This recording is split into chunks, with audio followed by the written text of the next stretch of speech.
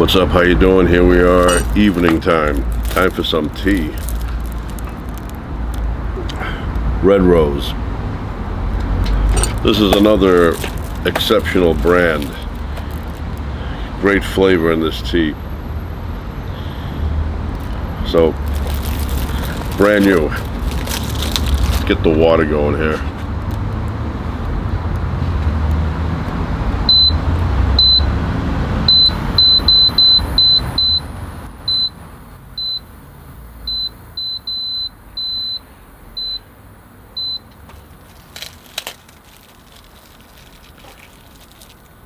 Wow, it just, the smell sneaks right out.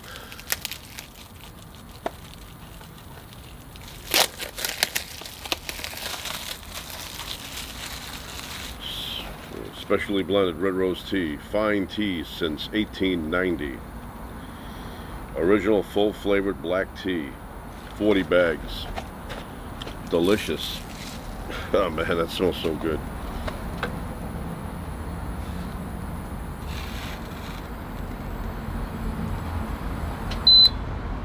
Oh.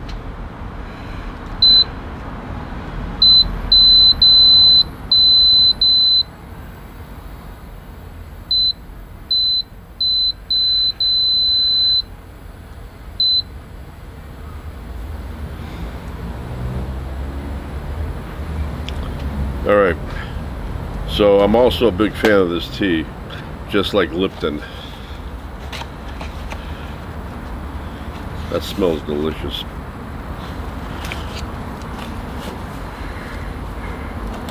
I remember my grandmother on my mother's side, and maybe my father's side too, because they had tea, but only for special occasions. They only had it when they were sick. But I remember my mother's mother, my grandmother on my mother's side, maternal, she had this tea. But once again, would only have it when she was feeling sick, caught a cold or something.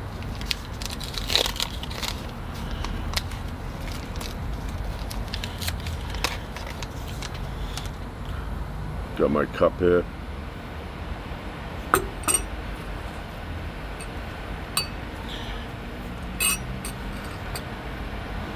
When I was younger, I would hang around a lot at Harvard Square. Now when I say a lot, I mean a lot. Had a fascination in those days with street musicians, street serenaders. And there was a couple of really good ones. One of them, Ned Landin. Ned Landin. I think he never got signed. Last time I talked to him, he said that he didn't get signed to a label, but that's an injustice. That man was extremely talented. He had great songs, and a lot of times I would go to Harvard Square just to hear him sing. You know, Stonehenge, the album, just great stuff. I remember one time I approached him and I wanted to buy one of his cassettes. It was cassettes in those days. And I said to him, which one, and why would I ask this? I mean, you know, it's like nobody who makes an album or makes a few can tell you which one is the best one, unless the other ones are really crappy. And I said to him, what? That's for scratching. Huh? That's for scratching. Okay, get some rubbing alcohol. Where is it? Oh, go upstairs, that soap I have, the one in the pump, and wash. Okay, hold on, I'll be right back. Still hot. I mean, not the water, outside.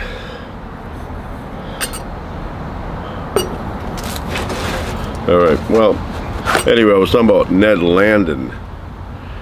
And a lot of times I would go to Harvard Square just to hear him sing. And in those days, I don't know about now, but in those days he was extremely popular. I mean, there were a lot of people at Harvard Square who were street musicians, but none of them could get the crowd he got. Slowly, you'd have tons of people, and I knew if I would go there at nighttime and I would look around, if I saw a big group of people in a circle, I knew he was inside that circle. And I enjoyed his music. Great musician. Got Cat Stevens style. You know, kind of that style. But he had an emotional voice, and a good guy. You know, you talk to him, and really a really nice person. I miss him. I miss listening to his music. And you know, there were others that I would listen to, but he was number one in Harvard Square. Let me put it over here.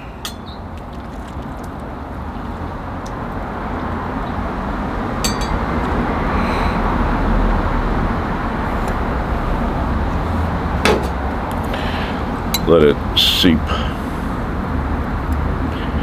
and cool down a little bit. Yeah, so you know, I would get there and he would be performing, and the thing with him was that he would never play a song all the way through. Well, not never, but not that often. He would play, you know, about a minute, and then he would stop, tune it up a little bit, tune the guitar or talk, and then start again. And he had a dog, I remember in those days, Potato.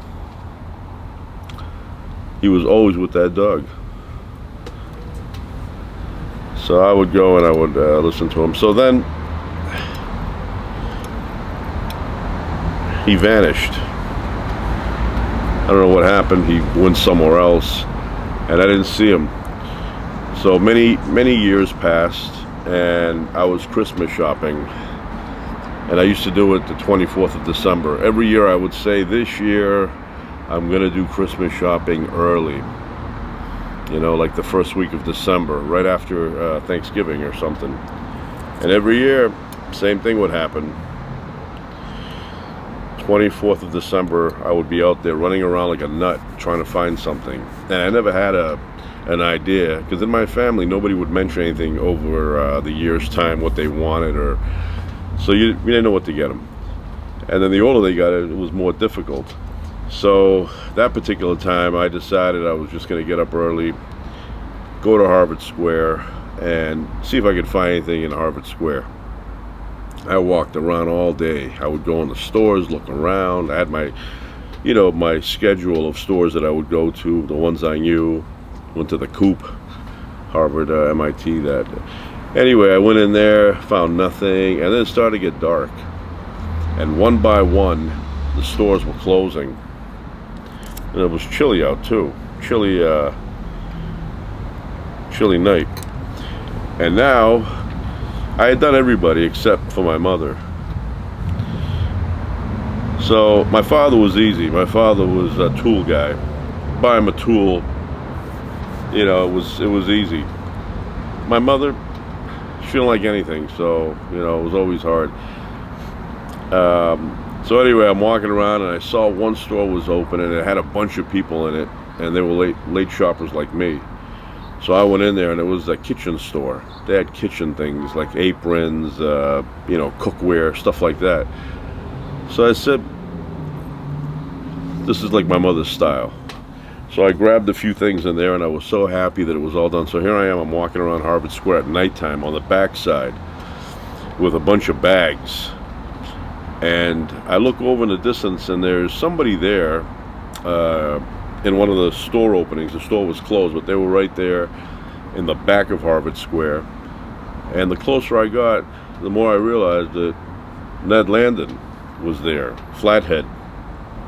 I don't know what that means, but that's like a nickname, I think, Flathead. So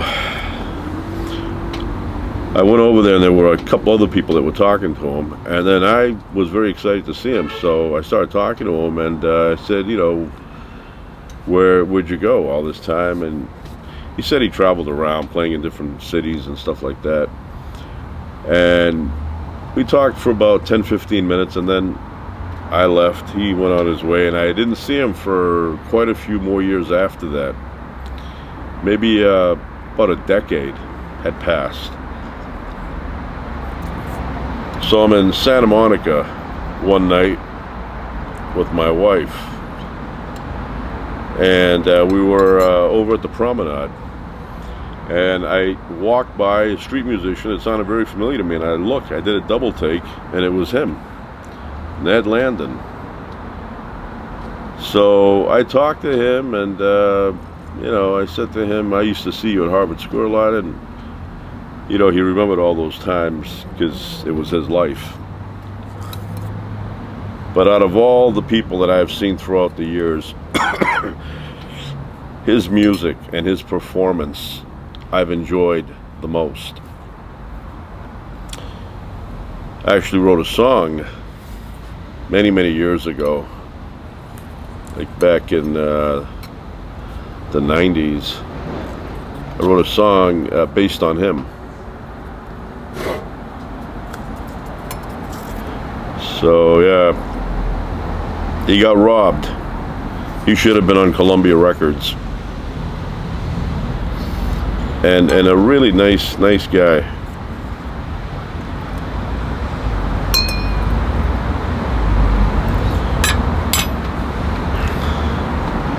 It's a song, Stonehenge, really cool tune, but he's got a lot of them.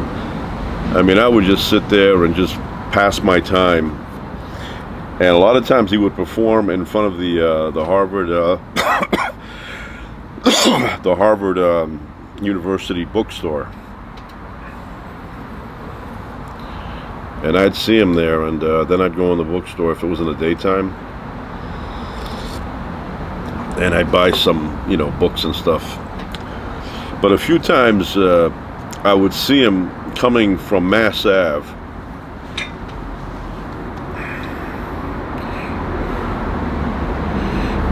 Coming from Mass Ave with a dolly with his equipment on it. I think it was a dolly, and he had like batteries and stuff, car batteries, in order to keep the music going.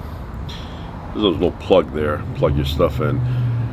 But yeah, I really miss listening to him. I miss him as a person. He was a really nice guy, good guy to talk to, and I miss the dog too, Potato.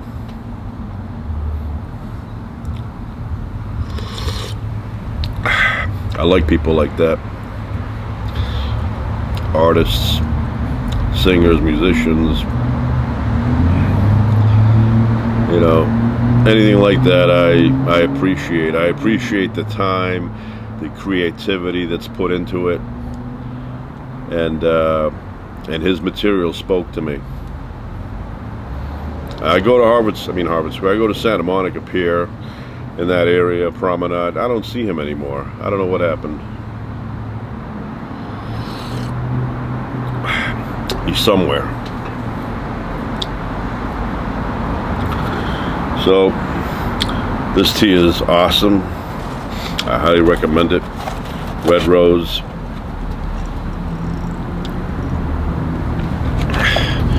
We're getting pizza tonight.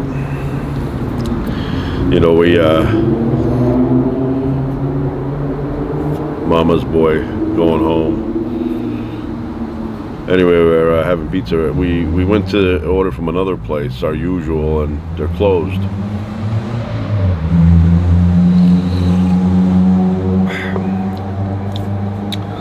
I like all kind of pizza, but there's one specific flavor, one type of pizza that they make that only a few places have it that I've been to. That flavor, I don't mean the style of it, but the flavor. But when I have it, I feel like I hit the jackpot. I feel like 777. So I can think of a couple places that I've had it, and one of them was a bakery that I used to go in. Really good pizza. They had it when I was a kid. The slice of pizza was $1. Best pizza you can imagine. And I could taste it now just thinking about it. That's how good it was. So anyway, I would go in there, and I would say one slice. This is when I was like a little kid, and they would say $1. Had the wife in the front, and the husband, who was the actual baker, he would be in the back. And then they'd bring me out a nice hot, cheese pizza slice, $1, everything included. So years went by, And now the husband and wife retired. Maybe they passed away, they died, I don't know. But the son took over, their son. And he had some guy in the front, you know, kind of like I don't know, it was one of those like everything's a joke guy, you know. So I went in there and I said, you have any slices? And he goes, let me see. Sticks his head through the wall there, there's an opening. And he yells out to the guy in the back, the baker. He's like, any more slices? And the guy goes, yeah, we have a slice. So I said, give me one. And I thought by now it would have been like $2.50. And he says to me, $1. I want to tell him, haven't you heard of inflation? You guys have gone through all these years. I'm an old man now. And you're still charging $1?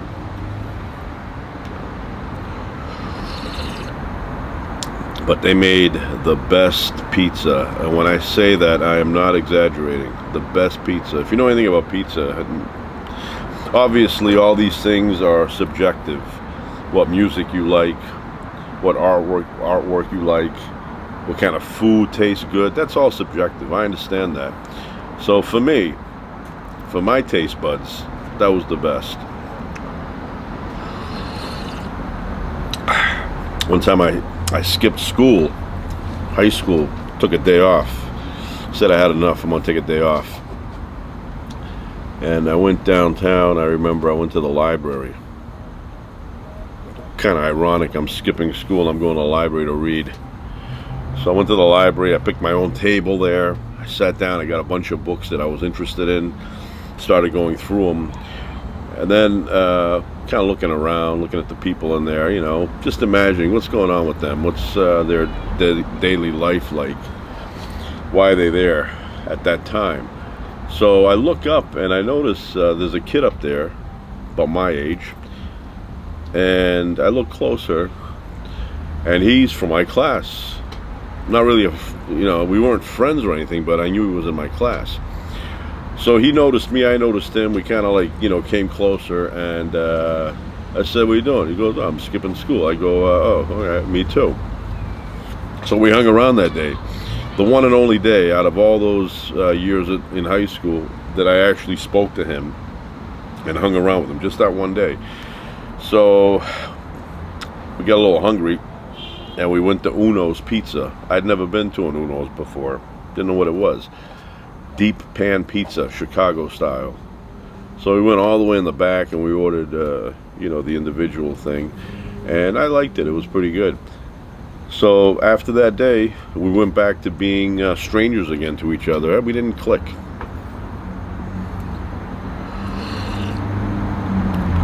His name was Luke. Not many real people are named Luke.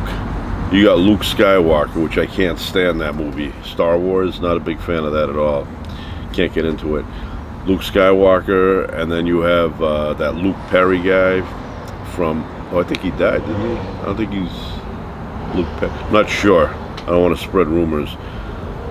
Luke Perry, and then you had Luke Duke. All right. Luke Duke, which was probably the best one out of the three. Luke Spencer, General Hospital, but he wasn't really a real, that's not his real name. I'm trying to think any other Lukes.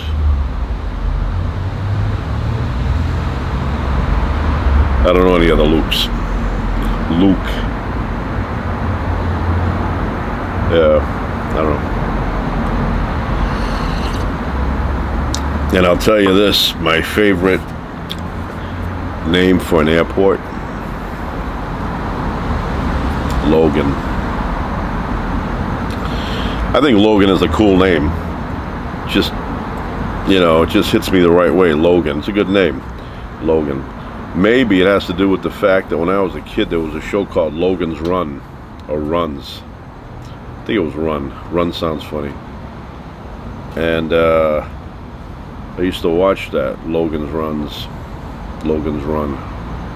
Singular. I have to look it up. I don't even know who was in it, like the actor's name, but Logan, that name, you know, I appreciate that name. But Logan, you hear it, it sounds intense, you know. Logan Airport sounds like maybe there should be a like airport 24 or something made at Logan Airport. Big drama. Those are good movies. Airport 74, 75, 77.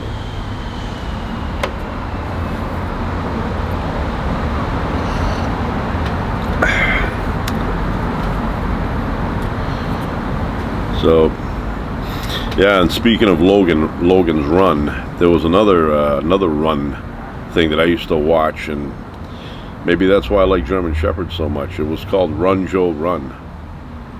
Came on Saturday mornings. It was for kids, but it was a live adventure. It wasn't cartoons. And it was a dog, German Shepherd, who committed a murder, they say. But he didn't. He was innocent, 100% innocent. And the military was hunting him down, trying to find him. In reality, that wouldn't have happened. They would have been like, okay, well, we can't find him. After all this time, we can't find him. So they give up.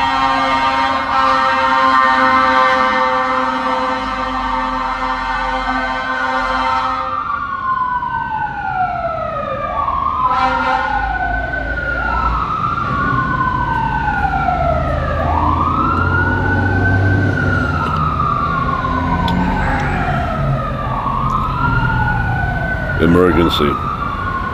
That's a very difficult job. There's always something happening in a city. The things they see. Remember that show in the 70s, Emergency? That guy, the thin guy that was on that show, I've seen him in real life at the movie theater, ArcLight. I've seen him there, and I've seen that other guy, that Tony, who was on Days of Our Lives, Damaris, I don't know his name. I've seen him probably 2 or 3 times at the ArcLight. A couple of times he was at the concession stand buying popcorn next to us, and then another time he was at the restaurant in the ArcLight eating. Saw him there. I saw, what was her name, the actress that played the mother on Everyone Loves Raymond. I also saw Joyce DeWitt at that place. I mean, she would look towards us, but she looked a little frightened, you know, like, I don't know. She still looks good, though. Not bad. I saw her in real life. Did not look like Grandma from the Waltons. Delicious. Highly recommend it. Who else have I seen there? A couple other people. And then there used to be an actor who was a waiter there.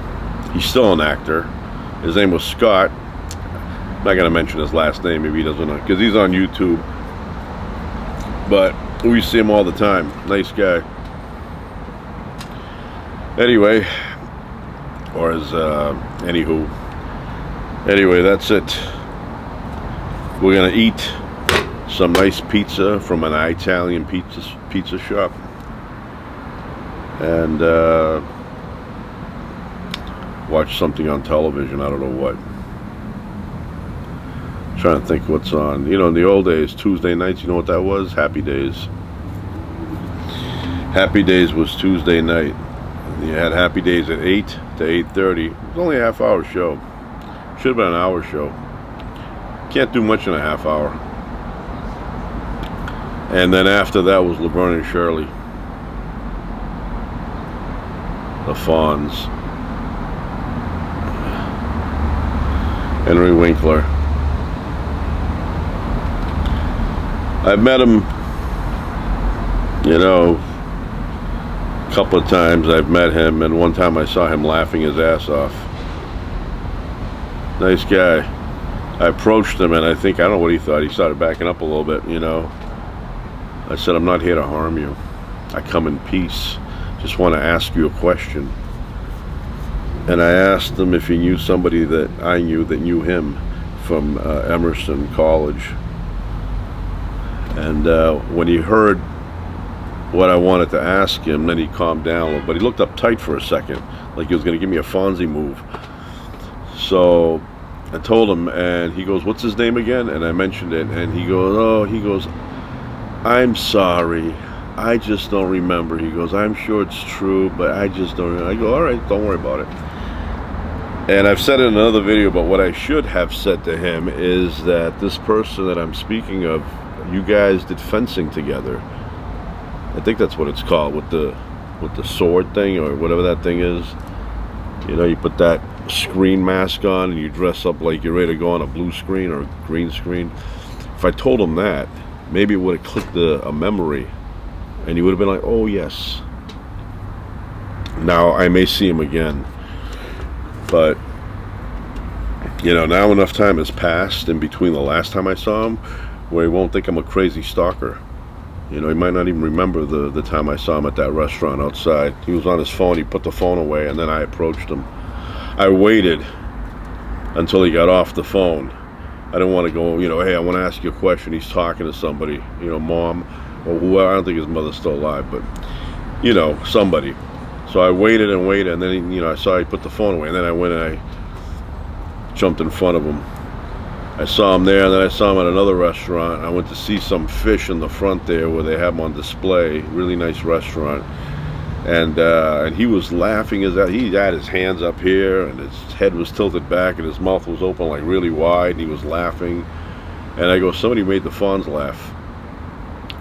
So I saw him there, and then years and years ago, probably like 2009, around there, maybe even before that, I saw him at a car show. Oh, mention a car, yeah, I'm going to show something, but I saw him there, and he was with that what's her name, Erin Moran, Joni Cunningham, and he was there with her, and they were allowing people to take pictures, but they were charging $10, and I think he was doing it for her. She was in a hard situation, and I think he was appearing with her, and then she was keeping the money because he was helping her out, because she had gone through some difficult times. So when I got there, she was just leaving, and so we only got a shot with him, and he was very nice. Gave my wife a little massage while he was holding us for the picture. He was kind of like rubbing her neck. So yeah, so I've seen him 3 times, and I'll probably see him again because I still go to that restaurant. It's just that he probably goes too, but our time is off. And I never bother celebrities when I see them. I don't run up to them with a notepad and a Parker pen asking them for a signature. I don't do that. I see them and I go, "That's, you know." Like more recently, you know, was it like a month and a half ago, when I saw Shannon Osborne, is that her name? Ozzy Osbourne's wife, Shannon. I saw her. She went in to get ice cream. We were getting ice cream, and then she came out. Very tiny lady. Not that I thought she was 6'4", 360, but very tiny. And then she was there with her daughter, the one that does not appear on the show there, the Osborne show, whatever that was. So she was driving. And then I saw, what's her name, Mary Lou Henner, the one from Taxi. She was there, same spot, and I thought looked pretty good. You know, she's old now, and she was a hottie in her time. She had the look. You know, certain people have a certain look that others notice in high numbers, and she was one of those. I'll tell you who else had that look. At least I thought, you know, and I'm pretty sure many others thought the same thing. Good Times, the daughter, yeah, Thelma,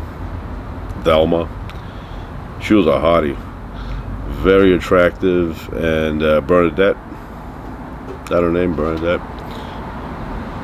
Very attractive. I heard a story one time, J.J. Walker, he said that he had told her and others that she should make a calendar, because Farrah Fawcett had put out a calendar back in the 70s, and it sold millions, and she became extremely wealthy off of that calendar. You know, that pose with the Prel hairstyle, Wella Balsam, and he suggested that maybe she should do something like that. And I guess the producers or somebody, you know, they knocked the idea down. They said, no, we're not doing that. We're not involving her with that.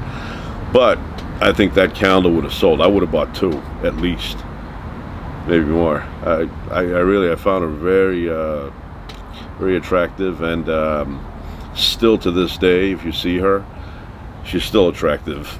So anyway, I want to get something, speaking of cars and stuff, which I was a little before this, and I'll show you. I'll be right back. All right, I'm back. So look at that. Look at that.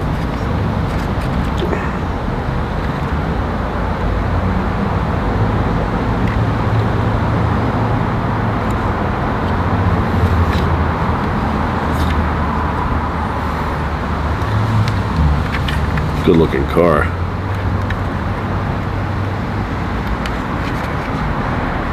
With the hood. The doors open up and everything. Look at that. So this is a, the hood opens up. Hood opens up. Get that.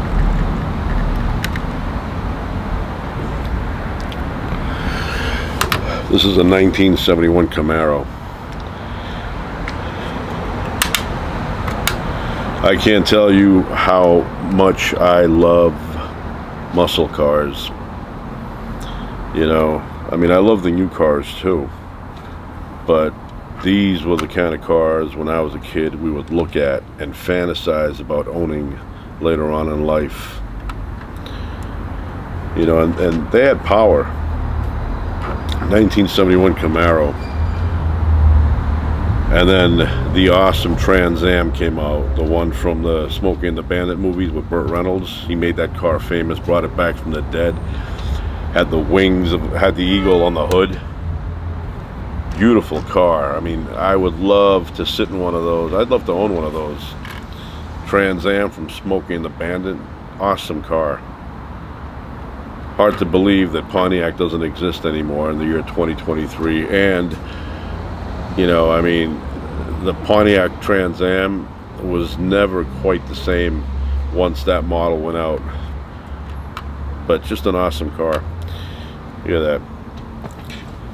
Yeah, I was into all those cars, but I specifically loved the GTO Pontiac. 67. 4-speed manual transmission. I love that car. You know, it's 69, you know, and then the Judge came on all those, but those were awesome cars. Loved. I'm a fan of the GTO, 67 to 72, somewhere around there. Great car. Just everything about it. Loved it. But I would have loved to have owned a 67 manual transmission GTO. Nice black, shiny one. I've driven a Camaro, a 70, and I drove it, you know, when it was pretty old, and it had power. Heavy car, but a lot of power. Wanted to jump one of these because I used to watch Dukes of Hazzard. Used to think you could jump it and land nice, you know, and keep doing that. So yeah. I mean, nowadays cars have, the cars that should be fast are fast. They're very fast.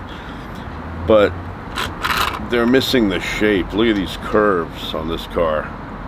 And then in those days you can get a car manual transmission. Try and find I don't know, what do they have now? Corvette. I think a Corvette's really hard to find with a manual. They probably still exist, but I think, you know, very few people know how to drive a manual.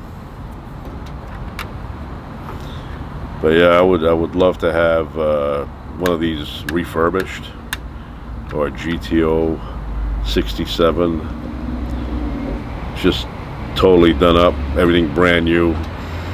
And I would prefer, what's that say, 455 horsepower. good looking car. I mean, these cars stand the test of time. They looked good when they were released, and they look good now. It's a nice looking car.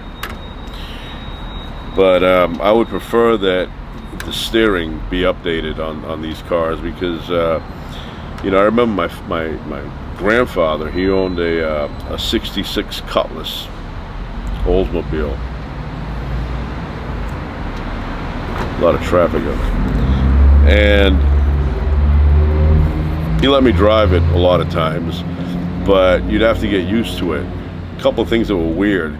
The extra loose power steering was like, you know, like really loose. And you don't want to have it that loose because you overcorrect. And then the other thing was the very sensitive brakes. They were power brakes, but if you tapped them a little bit too hard, the wheels would lock on you. You had to know just the right amount of push. That was not that safe, you know. And this was the days before seat belts were even thought of. You know, I mean, they were in the cars, just nobody thought of wearing them. And I remember one time I was sitting in the front with my grandfather driving. I was little, and he was driving the 66 Cutlass, and about a block away, one of these cars, a green one, pulled out and hit the gas and made like a fishtail out into the main road. But we were like a block away, and I was looking at it, and my grandfather overreacted. He slammed on the brakes from a block away, and I slid down into where your feet go. And then he, you know, when I got back up in my seat, he's like, "Did you see that?" He goes, "He almost hit us." I'm like, he was probably like 250 feet away from us. Different perception. So yeah, and my grandfather would always say, he would always say to me, "Is the car an antique yet? Because I want to sell it." And a lot of guys, they would stop by and they would ask him, you know, "Hey Pops, you selling that?" You know, because they were looking for a car like that to fix up. And then up the street from my grandfather was Puerto Rican guys that opened up an auto body shop. So everybody was looking to get my grandfather's car, buy it off of him, and then bring it there and do it up. A cool car, I just didn't like the handling. The handling was very dangerous. You know, you could do this to it like that, and the car would still be going straight. Well, my father would drive like that. His car had, you know, he had a 70 station wagon, and he would have his hand, he always had the thumb like that, you know, like that. And then sometimes he'd have, you know, but it was like this he would drive, and he would always be doing this, like Hollywood movies. Even though the car was going straight, my father was always adjusting. So one time I said to him, you know, because that's how Colt Seavers used to drive. You know, instead of just holding it like that, he was doing this all the time to give the impression that the car's actually moving and not on a green screen. I said to my father, I said to him, "Why do you keep going? Like, you know, just drive steady." And he said, "Well," he goes, "I'm looking at the road, and I see the car going a little to the right, and then I fix it, and then I see the car going a little to the left, and I fix it again." So he goes, "I keep doing that. That's why." And if anybody grew up during that time, that's how everybody, they drove like that. They drove like this. They always adjusted. Nowadays, you just keep your hand there unless you want to make a turn or switch lanes. And another thing that I find funny today, my mother would signal when she would bear left or bear right. So if the road was on its own curving to the left, my mother would put the signal on. And one time I said to her, "Why do you put the signal on, you know, by the way the road curves? You don't need that." And she's like, "Well, I want people behind me to know that I'm gonna go left." I go, "Well, you have no choice. The road goes left." I don't know. I think she stopped doing that, but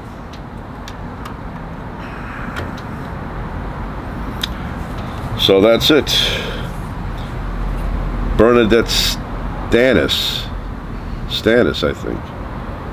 Yeah, I think that was her name, Bern Nadette. And she had a strange spelling. Bern Nadette had a hyphen there. Bern Nadette Stanis, or Stanis. But yeah, she should have done the calendar. Very attractive, very attractive. I don't know why. I don't know who stopped her. I got to hear that J.J. Walker story again. Kid Dynamite. Anyway, that's it. That's it for now.